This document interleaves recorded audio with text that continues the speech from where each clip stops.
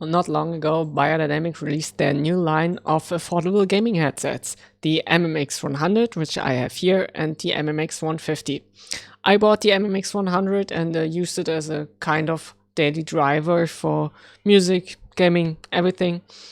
And being a gaming headset, I'm always kind of like skeptical about how good these things really are, or if they're just like cheap junk with like bad sound quality and a really cheap microphone. But you know, throw gaming on it and should be awesome. Let's find out how this thing holds up.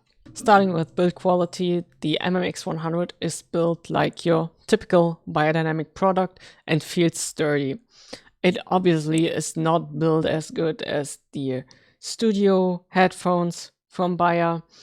It feels way more plasticky, and it's hard plastic, but you can feel that this is like a cheaper product than, for example, the DT990. That makes it really light. Also, you have these metal yokes and the metal sliders, which are kind of hard to move.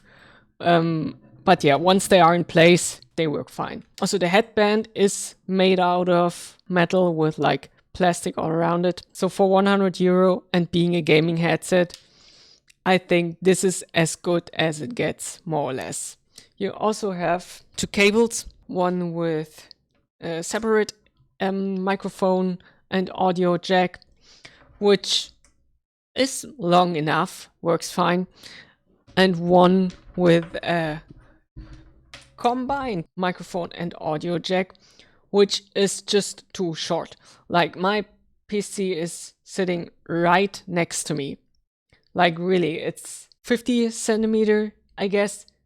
And I've got problems when I'm using this cable. I don't know if it's even 60 or 70 centimeter and it's just too short. I guess it's made for laptop use, but still, it's basically not usable for me. You have these proprietary connectors. I think you cannot really use aftermarket cable for the MMX 100. Both cables are kind of microphonic. I don't really notice it when I'm gaming or when I'm listening to music, when there's like no sound or when it's a little quieter. You can hear the cable noise, like it's really loud. Furthermore, you get a detachable microphone, which is pretty flexible and works as intended, I guess. Still, again, here you have a proprietary connector. You also have a volume wheel and a mic mute button. Regarding comfort, people are kind of divided on the MMX 100 and the 150. For some people, it's kind of the worst headset they ever put on their head. And for some people, it's fine, you know. I would think the latter is the case. Yeah, the MMX 100 will not win any awards for its comfort, but it's also not the worst thing ever. The padding looks thick and soft, but still, if I'm putting these on, it feels like I'm touching the plastic inside the padding, like the plastic that the padding tries to cover. It feels a little weird. It does not bother me too much because it doesn't hurt or it does not get like too uncomfortable. So I guess the padding is kind of doing its job.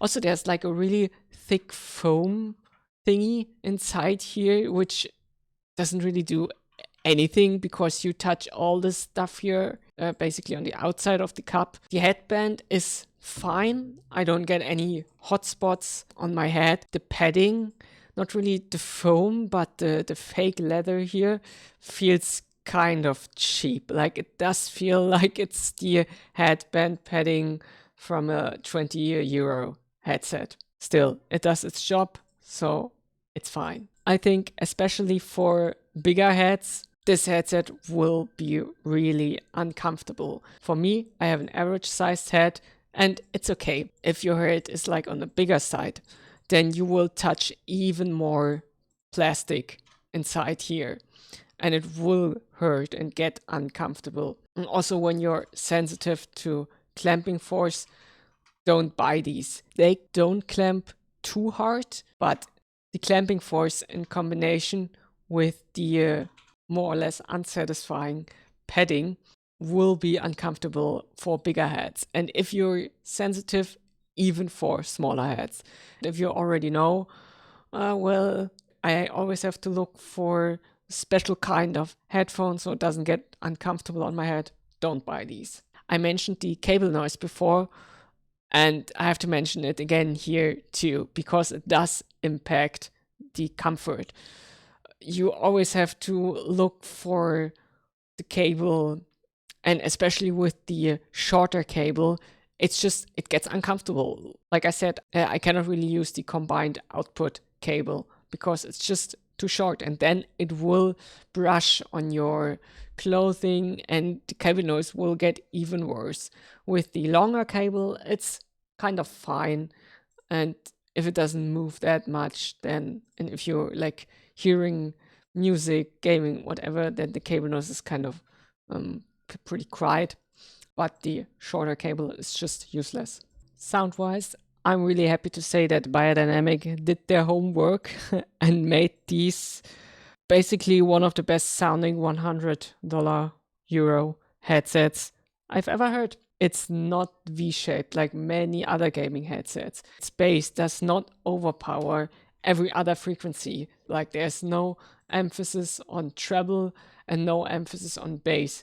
Actually, this is just a really laid back, warm sounding, I wouldn't say neutral, but for a gaming headset, kind of neutral headset. Looking at the frequency response graphs, it actually shows a little lack of bass, but somehow I cannot really support that. To me, it sounds like the bass is just slightly boosted, just, just in the right way. It's not too strong, but I wouldn't say it lacks in bass. It just sounds right.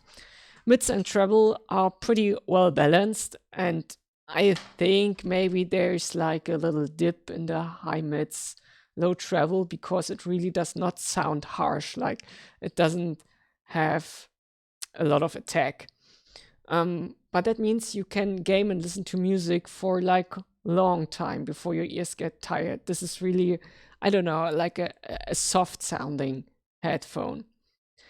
And actually talking about music, yeah, you can listen to music with these. Obviously, it doesn't reach the quality of their dedicated headphones, but for a gaming headset, it's really, really good. You can hear that it's a closed gaming headset. The soundstage is kind of blobby, like left, center, right. It's not wide, it's not deep.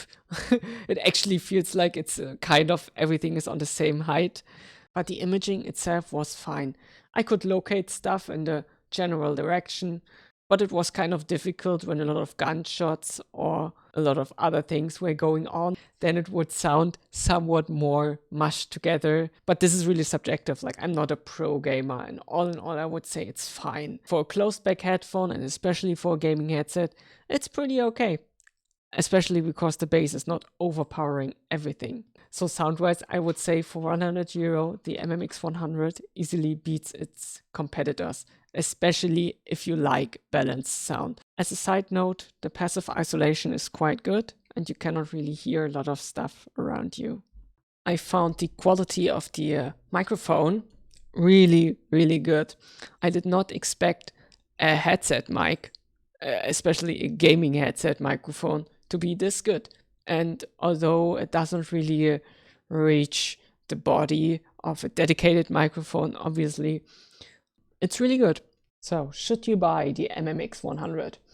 I say it again, for €100, you cannot really go wrong with these. If you want a good gaming headset with a good sound, a high quality microphone, and if you're satisfied with like a kind of mediocre comfort. But I really have to emphasize here because the comfort is really a hit or miss. That's it for this review. Goodbye.